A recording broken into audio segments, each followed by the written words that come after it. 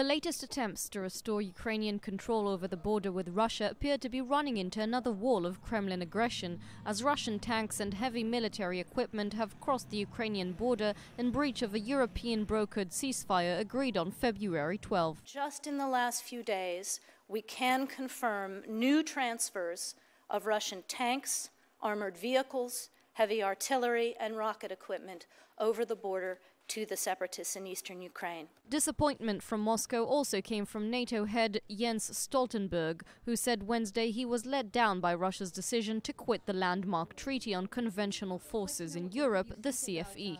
In addition to Putin's refusal to take part in the committee's work in Vienna, Stoltenberg added there was also no real Russian withdrawal from the conflict region. We have seen and still see Russian presence and strong support for the separatists in eastern Ukraine.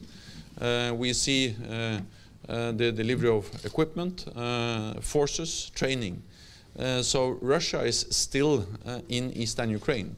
The CFE was finalized in 1990 by the end of the Cold War to set limits on the numbers of troops and military equipment that NATO and the then Russian-led Warsaw Pact could deploy in Europe. Russia said Wednesday it was ready for talks on a new agreement, but there were no immediate proposals on the table. Meanwhile, the United States will provide an additional $75 million in non-lethal equipment to Ukraine and said it is stepping up pressure on the separatists, announcing economic sanctions on rebel leaders and their alleged Russian supporters and on the largest bank in Crimea.